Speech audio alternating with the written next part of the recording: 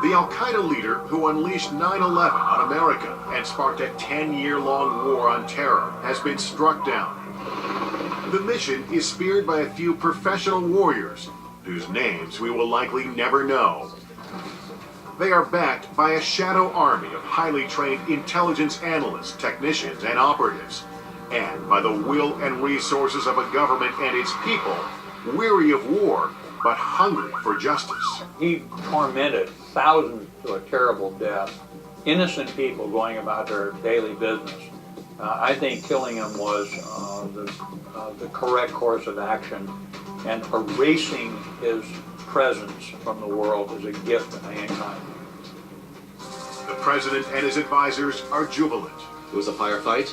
A female reportedly was used as a shield. But in the days after the mission, it becomes clear that the dramatic narrative given by the administration is clouded by the fog of war. It was one of the things that drove we reporters who cover the military, special operations forces, absolutely crazy. Because the White House was saying this was a prolonged firefight. It was a ridiculous narrative, and everybody in the military knew it. After it's revealed that only one of the men killed at the compound had been armed, questions arise about whether bin Laden could have been taken alive. The rules of engagement were capture, if everybody makes themselves available and they all throw up their hands and surrender, and bin Laden comes tripping down the stairs, yelling, "I surrender," they'd have taken him. They'd have had to take him. Since he didn't, since he made the wrong move, they were within their legal rights to essentially shoot him on the spot. I don't think they really wanted bin Laden in custody.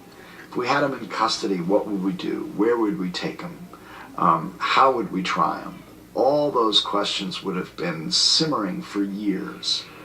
Much better this way, to have disposed of the body at sea, no trace of him ever to be seen again.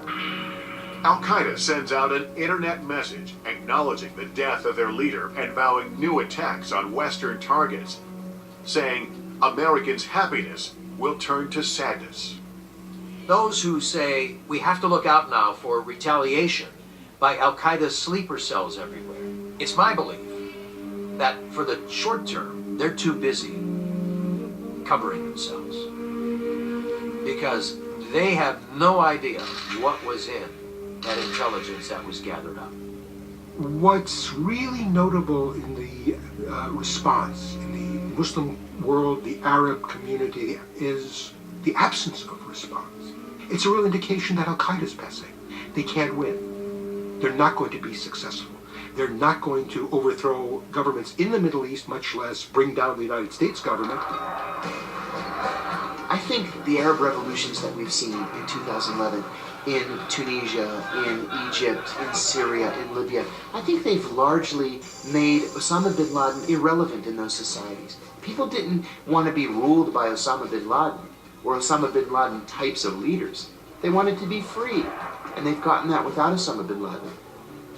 On May 5th, 2011, the Thursday after the strike, President Obama makes a visit to Ground Zero in New York to meet with family members of those who perished on 9/11.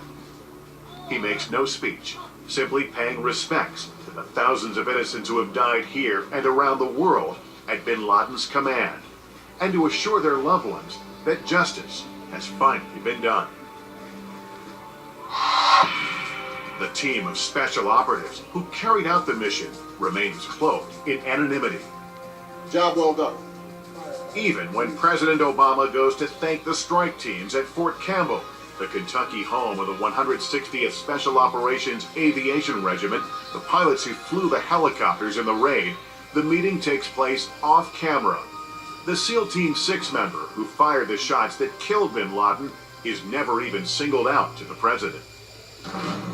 These men change history and perhaps the course of the world, all in one daring night. It's going to end up being one of the greatest achievements of the United States. Technical complexity, the number of people involved, the commitment. I mean, can't imagine any other country being able to pull this off. It went flawlessly, even with the unpredictable, the crash of the helicopter. One would have to rate this probably as one of the most successful and one of the most potentially monumental military operations since World War II. Killing him in such a decisive, visible manner, he closes a page on a chapter. The struggle of terrorism probably continued. We have to spend enough energy protecting ourselves in the future.